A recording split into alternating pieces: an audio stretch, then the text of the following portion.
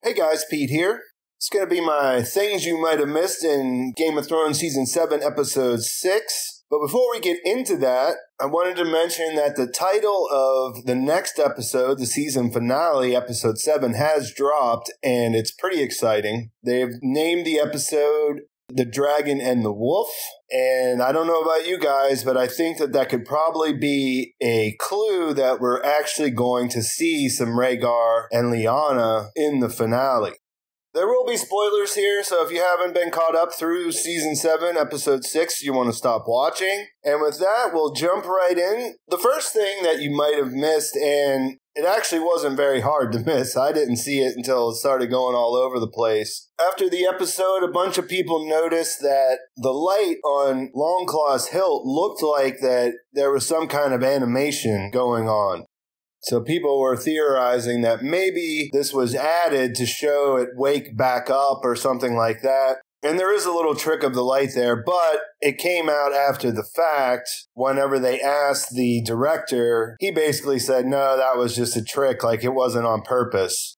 So yeah, there was a lot of conversation about this, that it might be some big clue as to what was going on in the future of the show, but turns out it was just a happy accident, as Bob Ross used to say.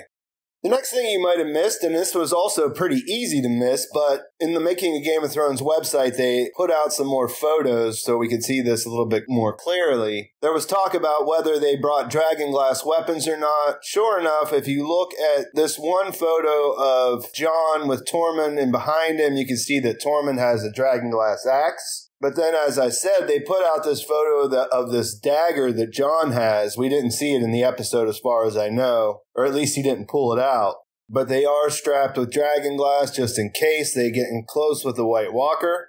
The next thing you might have missed was a callback of sorts, and this went down in the handing off of Longclaw and Jorah turning it down when Jon tried to give Longclaw back. So they were talking about Jorah's father, Jorah, because he was the one who gave Jon Longclaw for saving him. But they also were talking about the slaving, which is a callback to the fact that Ned was the one who passed the sentence on Jorah, so he would have been the one that was responsible for killing him if he had ever been caught. So it's a kind of an interesting comparison. Jon saved Jorah's father's life, and Jon's father, or the man who raised him as his son, albeit a bastard son, was the one who was supposed to kill Jorah to carry out justice for the slaving. The next thing you might have missed was this mountain. I pointed it out that this was the mountain shaped like an arrowhead from the Hound's vision in the flames. And a couple people had commented in the trailer breakdown video that this could be the same mountain that we saw in the background when the Children of the Forest were creating the first White Walker. Sure enough, it is. It looks like it's from the other side, since there's a waterfall there and things that we can't see in the wintry shot. And though it is the same mountain, I don't know that we're supposed to believe that that happened right around the back of this or not.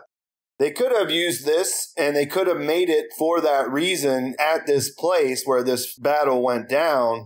But it's also likely that they could have just, since they shoot in Iceland and it's a nice area there, that they just happened to use the same location without any real purpose behind it.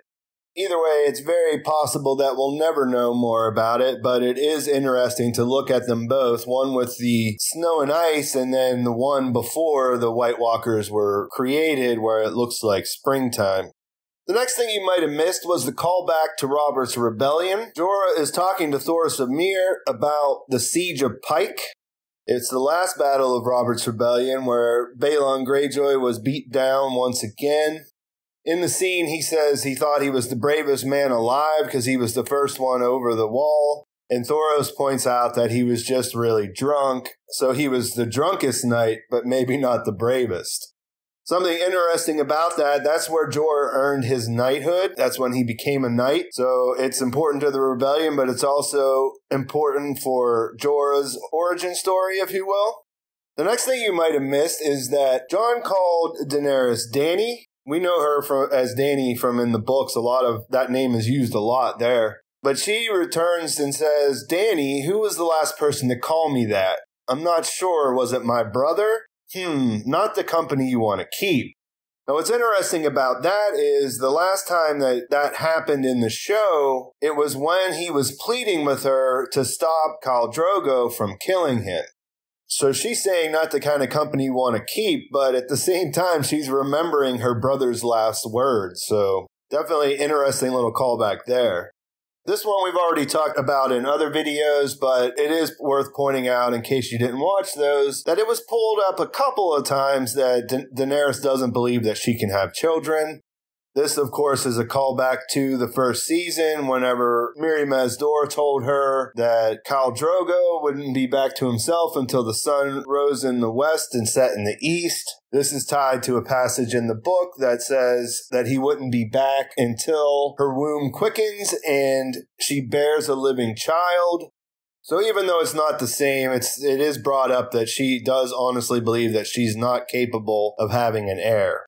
Another one is one I didn't notice myself, but I did see it in the Kim Renfro article, and Arya happens to be standing in front of the butcher's area. We can see like sides of beef or pigs or something butchered behind her.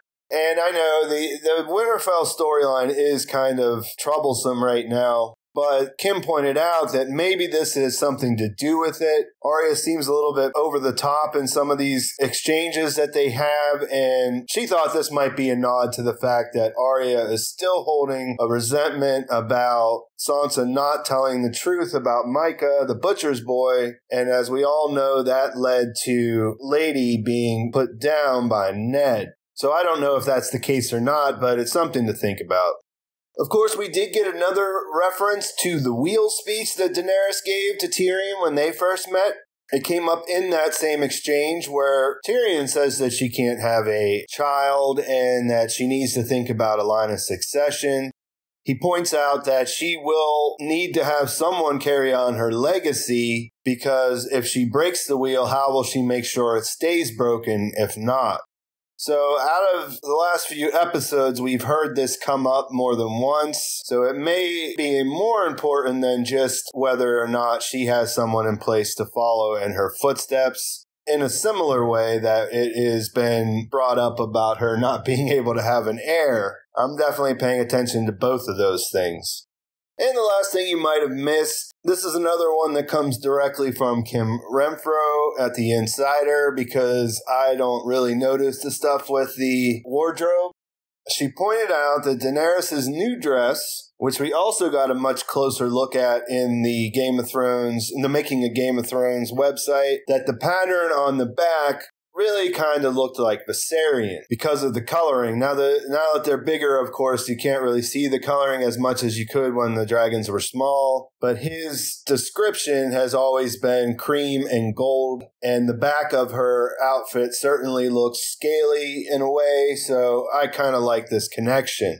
Another thing to think about there, too, is that Viserion was the one that she named after her brother Viserys. Before he was put to death, he called her Dany, and then Jon called her Dany in the episode where Viserion died. So that's a little bit more of a stretch, but it's kind of interesting at the same time.